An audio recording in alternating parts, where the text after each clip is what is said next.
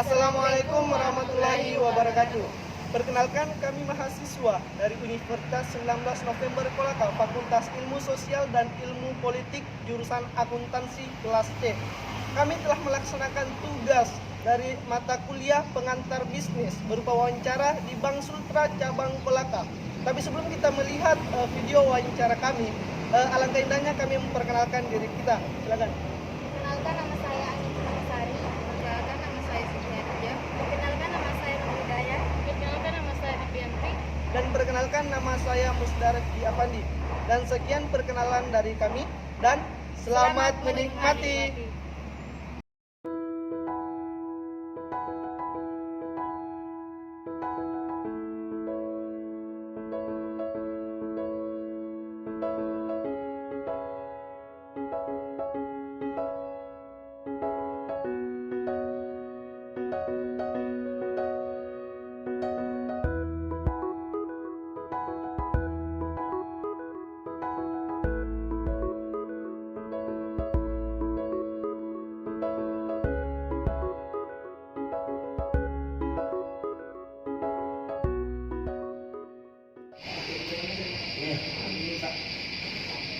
Perkenalkan dulu, kami dari mahasiswa dosen Kolaka ingin melaksanakan tugas dari dosen kuliah akuntansi, mata kuliah pengantar bisnis.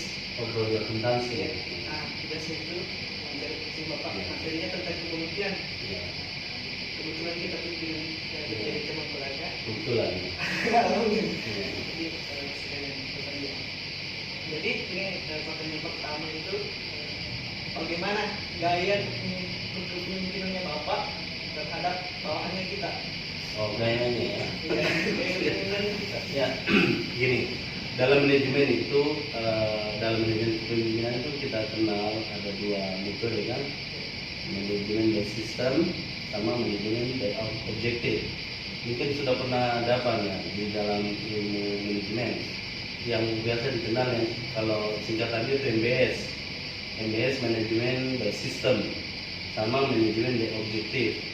Nah, pemaparan untuk manajemen by system itu dilakukan sesuai dengan struktur organisasi sistemnya. Jadi berjenjang mulai dari pimpinan sampai bawahan. Nah, di dalam penerapan manajemen itu ada namanya juga manajemen objektif. Manajemen objektif itu kita harus melihat potensi secara objektif, melihat potensi dari semua karyawan. Jadi seorang pimpinan itu tidak semata-mata cuma bisa memimpin.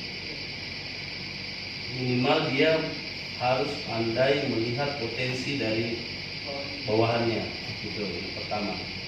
Nah, setelah dia melihat potensi masing-masing karyawannya, berarti dengan sendirinya dia mengetahui misalnya si A orangnya agresif, dia cocok berarti orangnya tenang, dia bagus ditempatkan sini. Kalau si A orangnya pemikir, misalnya tidak mau diganggu, berarti dia harus ditempatkan di yang. Nah, karena di sini ini kan kita banyak jenjang, ada yang namanya seperti di bawah ya, Taylor, CS. Nah, itu mereka harus kalau di dalam dalam kantor kami ini itu sudah ada SOP-nya, standar profesional prosedur. Bagaimana pelayannya seorang teller, bagaimana pelayannya seorang CS. Nah, itu mereka adanya semua di banking. Tapi yang paling utama sebenarnya seorang pimpinan itu, kalau untuk urusan kantor, ya mungkin kita bisa ada namanya bawahan dan pimpinan. Tapi kalau sudah di luar kita ini bersaudara. Karena tim kerja itu untuk bagaimana kita membawa satu organisasi itu supaya lebih berhasil, nah kita harus mampu mengetahui dari karakter individu masing-masing. Utamanya itu bagaimana kita merangkul mereka, menganggap sebagai saudara. Karena kita ini tim kerja.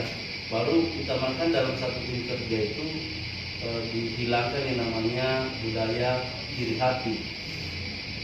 Saling kan biasa ada di perusahaan itu saling lapor, saling menghalalkan segala cara untuk menduduki satu jabatan, itu tidak bagus. Nah, tapi yang paling utama, kalau kita menerapkan namanya ke pegawai, itu bagaimana dia mencintai dengan pekerjaannya. Sekecil apapun itu pekerjaan harus dicintai. Jangan melihat karena begini. Kadang ada orang bilang, saya ini Pak cuma tukang beca. Tapi kalau, dan ada juga orang, saya ini sudah misalnya pegawai kontraktor atau penambang. Tapi tentang kepuasan dari kedua itu belum tentu sama. Boleh jadi lebih bahagia yang tukang beca daripada si kontraktornya. Kenapa saya katakan demikian? Tukang beca tanpa beban, tanpa hutang. Si penambang memang betul dari sisi materi dia wah, tapi di pemikirannya itu banyak hutang. Makanya saya bilang, sekecil apapun pekerjaan itu kita harus berusaha mencintai. Kalau kata cinta, kau sudah tahu semua kata cinta ini. Mencintai itu bagaimana? Kalau kau sudah cintai terhadap sesuatu, pertama yang harus berarti harus terapkan itu harus jaga dia. Jaga dia jangan sampai dia. Yang namanya bagaimana kalau orang pacaran? Mencintai itu pasti kau jaga, kau sayangi. Terluka pun sedikit kau tidak mau. Nah begitulah jalan pekerjaan. Jadi sekecil apapun pekerjaan itu, kalau kita mau bertanya, kita harus mencintai pekerjaan itu. Jangan karena kita lihat nanti besar atau apa kecil. Karena semua itu punya ukuran masing-masing. Nah, di dalam kalau saya di sini di dalam menerapkan kepemimpinan, selain tadi yang saya bilang tadi manajemen by system, itu manajemen by systemnya berarti aturan lain yang saya harus dulukan. Nah, penerapan juga tadi yang saya bilang manajemen objektif, berarti saya harus fleksibel. Jangan kita kaku dengan keadaan. Apalagi kalau misalnya seorang pimpinan baru berlaga, pimpinan itu kan sebentar, mungkin karena seperti pimpinan kebetulan dipercayakan. Ya. Jangan karena kita sebagai pimpinan baru kita mau sombong. Wah, kalau bahasa kasarnya saya itu yang biasa di Facebook kecil kesombongan maupun di itu yang di Facebook yang suka main-main itu. Kau gunakan akal sarjanamu apa gitu. Tapi itulah artinya semua pekerjaan itu dia akan bernilai kalau kita mencintainya. Ini pertanyaan kedua itu berkaitan dengan kepatuhan dari bawahannya kita. Bagaimana? Ya, tentang kepatuhan itu sebenarnya dalam setiap organisasi sudah ada aturan mainnya. SOP namanya, standar operasional prosedur. Aturannya dia harus patuh dengan standar operasional itu.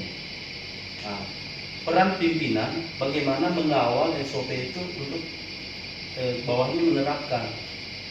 Jadi misalkan saya di sini sebagai dipercayakan sebagai pimpinan untuk permohonan kredit, misalnya contoh permohonan kredit, itu di SOP-nya sudah ada. Dia harus lengkapi ininya itu harus ada. Nah, di staff juga level bawah dia sudah harus ada aturan sesuai dengan job desk-nya. Oh ini yang harus dilihat. Setelah lengkap, baru dia usulkan. Nah, karena di sini saya akan tolak.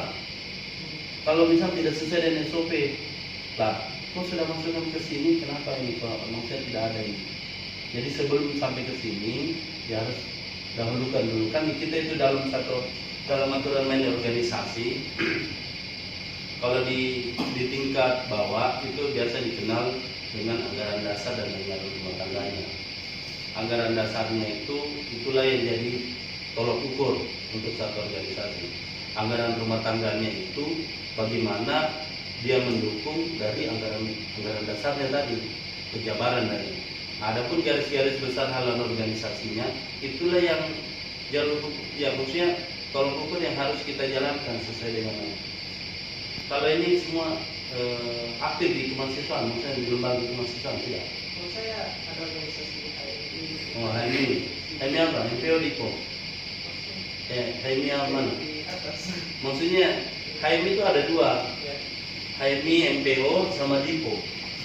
Oh nggak setelah ini Oh berarti itu berHMI masih sama anak HMI sini. sendiri. Oh. Tapi sebenarnya ini maksudnya kita sering pengalaman saja. saya pun dulu orang yang tidak biasa berbicara di depan umum, kaku.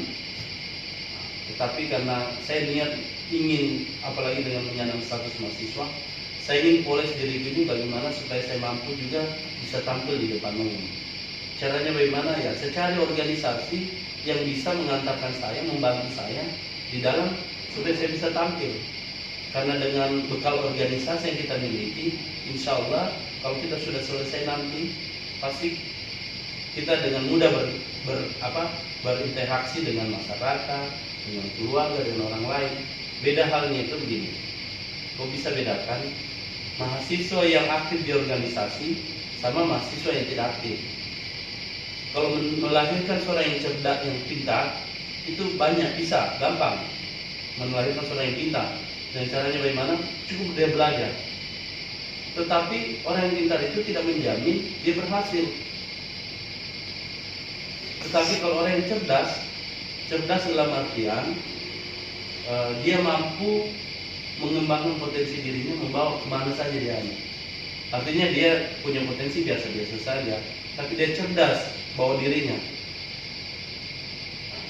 Saya saran kepada teman-teman di tingkat kemahasiswaan itu banyak organisasi-organisasi ekstra yang bisa membantu mahasiswa untuk bisa mengembangkan potensi diri. Jadi selama kita memimpin ini, ada tidak bawahannya kita yang tidak patuh gitu kepemimpinan kita? Jadi begini, seorang pimpinan itu jangan menutup diri bilang antara kalau ada yang tidak patuh atau patuh. Nah, kepatuhan kan itu sudah standar. Mau tidak mau semua pegawai wajib mematuhi. Itu ada standar aturan itu yang namanya yang diawasi oleh divisi kepatuhan. Itu semua pegawai berhak, wajib, bukan lagi berhak, wajib mematuhi. Nah, tetapi yang tadi bilang ada yang tidak patuh, ada yang lain, itu kalau terkait masalah kebijakan dalam hal ini pimpinan. Tapi alhamdulillah selama kepemimpinan saya, karena kita jalan sesuai dengan koridor aturan main yang sudah ditetapkan, alhamdulillah tidak ada. Kalaupun misalnya ada yang itu sifatnya kebijakan di luar, bukan. Misalkan terkait rekreasi misalnya. Nah, saya maunya rekreasi misalnya di Malaha. Yang tidak patuh bilang, saya Pak jangan di Malaha Pak. Misalnya saya di Kayu Angin. Itu. Tapi itu yang tidak, yang aturan main yang tidak wajib, semua pegawai wajib mematuhi. Yang terakhir, selama kepemimpinannya Bapak, keberhasilan apa yang sudah Bapak capai selama ini? Ya, kalau itu keberhasilan. Jadi begini, di masing-masing perusahaan itu ada yang namanya target. Nah, ini bisa kita, kalau kita akan berhasil kalau seandainya sudah akhir tahun. Nah, ini kan masih dalam proses berjalan. Nah, di kami itu ada semua lini produk ada yang namanya target, baik itu dari sisi dana pihak ketiga, baik dari sisi pencapaian penyaluran kredit maupun kinerja. Nah, kinerja masing-masing staff itu ada yang namanya target.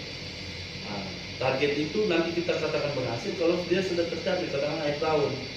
Kalau dalam posisi sekarang dalam proses. Tapi alhamdulillah untuk kami ya, untuk sekarang ini target untuk tahun 2019 contoh pencapaian kredit itu kan sudah ada standar nilai yang kita berikan dari contoh pusat. Tapi nilai standar itu alhamdulillah untuk di bulan April ini kita sudah lampaui. Untuk target kita yang untuk di penyaluran kredit multiguna. Nah, untuk tahun ini kita sudah lampaui. Maksud saya untuk tahun 2019 target yang 2019 di bulan April ini kita sudah lampau. Berarti insya Allah tahun untuk di Desember nanti itu pencapaian kita mungkin lebih dari 200%. Karena ini posisi bulan April saja untuk target 2019 untuk di kredit multiguna kita sudah lampaui. Nah, masih berapa bulan? Ini baru bulan 4. kan bulan 4 5, 6, 7, 8, 9, 10, 11, 12 berarti masih 8 bulan. Nah, 8 bulan itu berarti kita sudah bisa kalkulasi ya kira-kira. Yang pasti sekarang kita sudah lampaui untuk multiguna. Nah, adapun yang belum itu kan ada berapa ya. Nah, itu sekarang masih dalam tahap proses. Itulah tadi hasil wawancara dari kelompok kami, semoga bisa diambil pelajaran di dalamnya, dan wassalamualaikum warahmatullahi wabarakatuh.